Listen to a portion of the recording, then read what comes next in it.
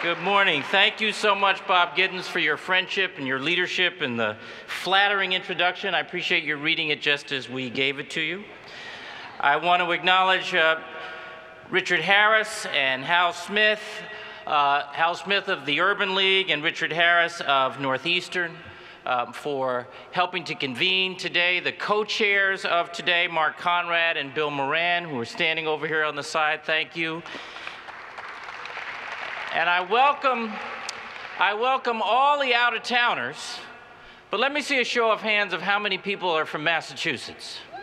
Yeah! Special welcome to the young people here from Massachusetts. I thought we have just a few minutes together. I thought I'd just make a couple of points and then and then maybe we could have some more conversation. You can tell me what's on your mind, and I'll take whatever questions or comments or advice you may have. First of all, just a little bit about my personal background. I grew up on the south side of Chicago. Anybody here from Chicago? So 54th and Wabash in my case. And I lived, what? So I lived there with my mother, my sister, and my grandparents in a 2-bedroom tenement, most of that time on welfare. I went to big, broken, under-resourced, sometimes violent public schools, but we had a very strong sense of community. Because that was a time in the 50s and the 60s where every child was under the jurisdiction of every single adult on the block, right? If you messed up down the street in front of Ms. Jones, she would straighten you out as if you were hers and then call home. So you got it 2 times. What those adults were trying to get through to us was that they had a stake in us, and that understanding a role in community is understanding the role each of us has, not just in our own dreams and our own struggles, but in our neighbors as well. And what we've been trying to do here in the Commonwealth of Massachusetts in the last 5 years, underneath all those policy choices, is to rebuild that sense of community, that connection that we are in this together. And that's why, even during the worst economy in living memory, we have continued to invest in the things and in the people that we know are going to make us stronger over time. So we've had a strategy to grow opportunity based on education, on innovation, and on infrastructure. Education first, because it is our calling card around the world. It's what we are best known for here in the Commonwealth of Massachusetts, the concentration of colleges and universities, research institutions, teaching hospitals, and so on. And so we funded the public schools at the highest level in the history of the Commonwealth, even when the bottom was falling out of everything else. We have new rules and tools available to reach the kids who've been stuck in the achievement gap. We have a STEM agenda now, a plan where we're emphasizing science, technology, engineering, and math.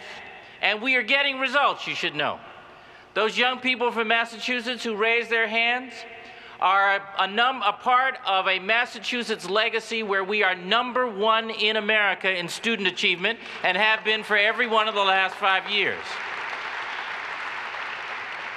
We're in the top 5 now in math and science. We have more distance to travel to make sure we're not leaving anyone behind. But education first and foremost, the single most high-impact investment government can make in a stronger society. So education first. Then innovation. What do I mean by that? Well, there are a handful of industries that depend on a concentration of brain power, like we have here in Massachusetts. The life sciences and biotech, clean tech, IT. There was a slide up just before I came in with all kinds of products, wind turbines and robots and a hybrid car. I think every single one of those products was either invented or made here in Massachusetts. Those are the industries where we see our future. And because we focused on those industries and because we're increasingly making the things we invent, manufacturing is coming back here. And we're growing jobs faster than 44 other states, led by those industries. And then third, so education, innovation, and then infrastructure. Infrastructure is the unglamorous work of governing, but it supports everything else.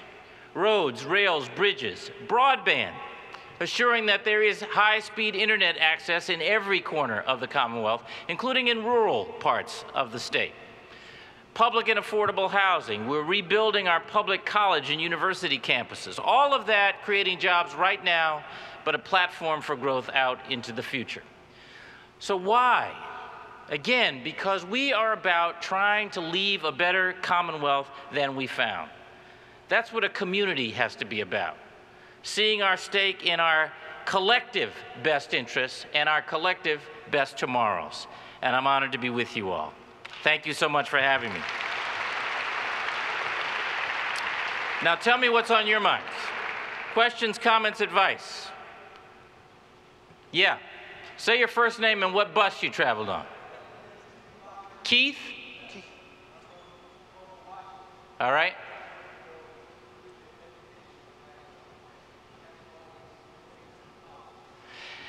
So you got 2 questions, right? I said 1. So Keith asked the question, what's my own educational background and have I always been interested in politics? Did I get him? What bus did you travel on? No, I got that. That's not the one. Yeah. I got that part. I have this whole list of buses. Terrier bus, Husky's bus. Terrier. See, Terrier bus. Okay, so you caught on. Good. That's good. So my educational background. First of all, I went to public school in Chicago through the 8th grade. I went to what was called the Terrell School, which I think is gone now. And then DuSable for what was then upper grade center, we 7th and 8th grade, middle school. I got a scholarship then through a program called A Better Chance to come here in 1970 to go to Milton Academy, which for me was like landing on a different planet. I went to Harvard College. I was the first in my family to go to college. I graduated in 1978, which I know sounds like you know, the dark ages to you.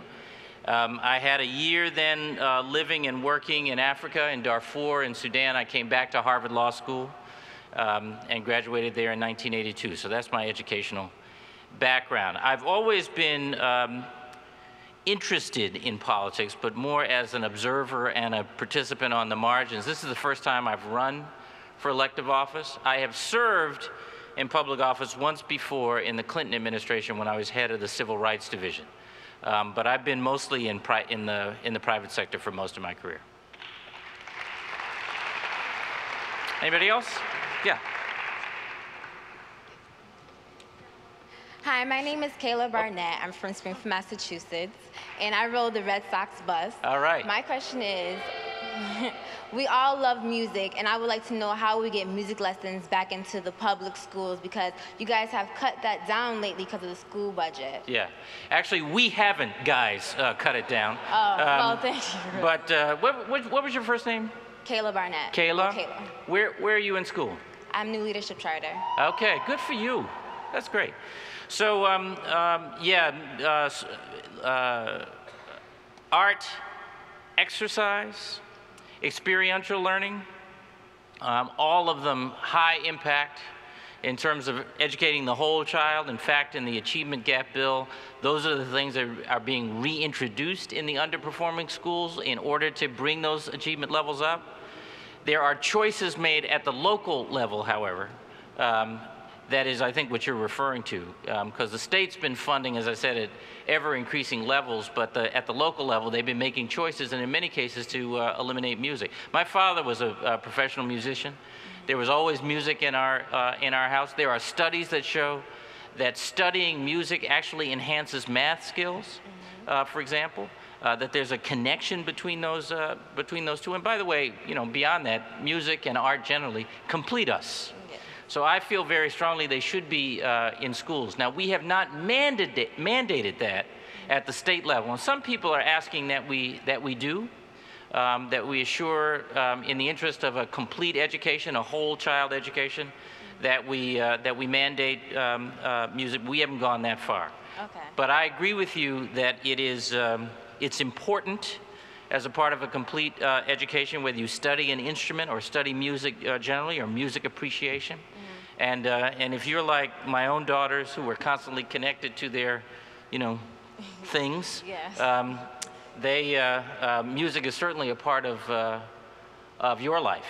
So why not have some education so you really get a sense of what it is you're listening to and what its origins and history are.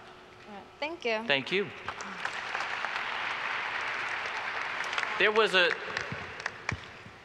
question down front here. You want to go? Yes, sir. Okay, and then we'll get your mic, okay? Yeah. My name is Michael Buchanan from Houston, Texas. What bus are you on, Michael? Huskies. Ain't nothing like the Huskies. Huskies. And I was wondering It's a loud bus, the Huskies, huh? I was wondering what was your ups and downs to the road to success?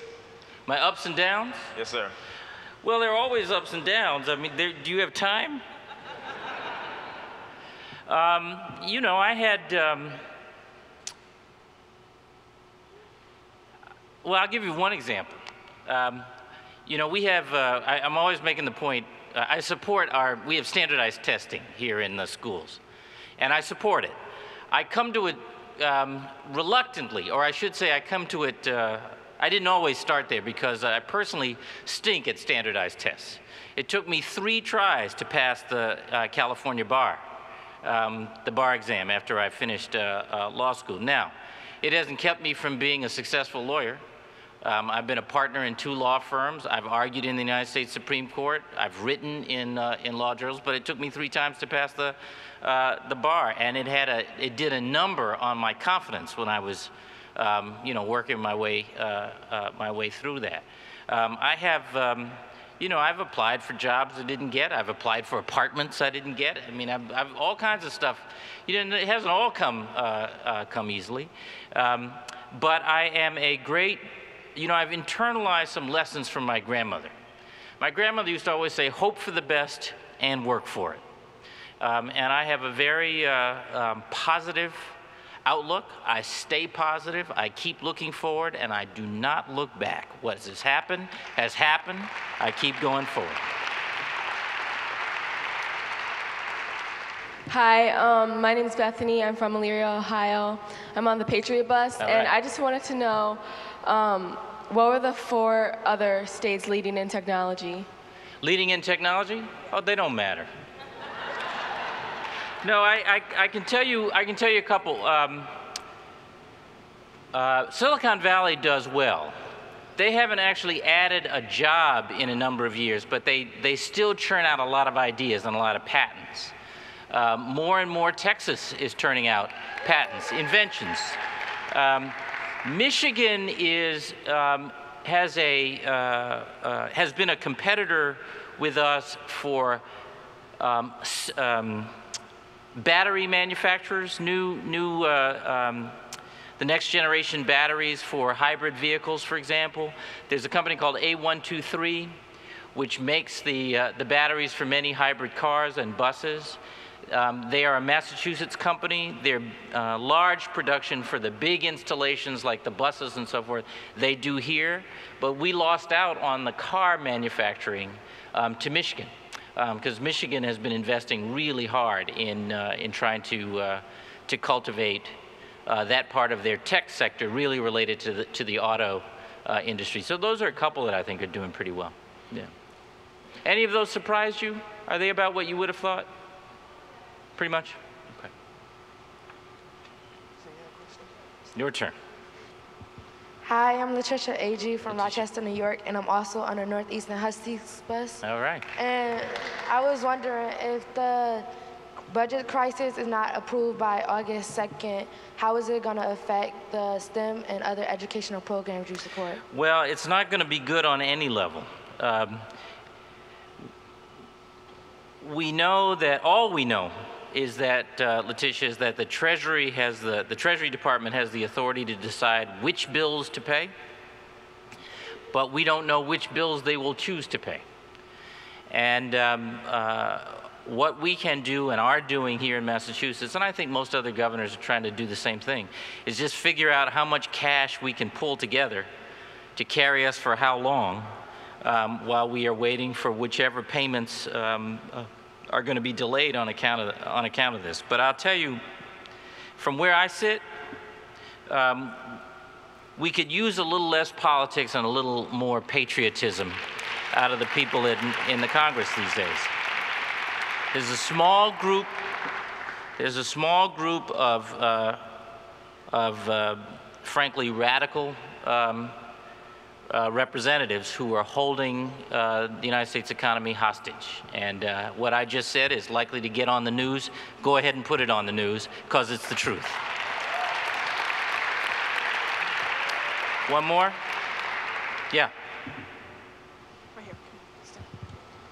Yes, my name is Sticordier Boone. I rode on a Bruins bus. All right. From the Memphis Urban League. My question for you is, was most of your motivation as far as, how can I put this? Were you mostly motivated by external sources, or was it mostly internal? What a beautiful question. It's a combination of the two. I'm a very idealistic person, very optimistic person, and I have come to see those qualities as strengths. It's not easy to see those qualities as strengths in an environment and a society where we are awash in cynicism, just awash in cynicism. And an awful lot of young people actually, I think, act out that cynicism because they think it's cool. You know, that kind of world weariness and so forth. But in fact, if you believe in this notion of generational responsibility, that we are, each of us, in our time, supposed to do what we can to leave it better for those who come behind, you better be positive. You better be looking forward. And you better be thinking about how you can do what you can do for somebody else.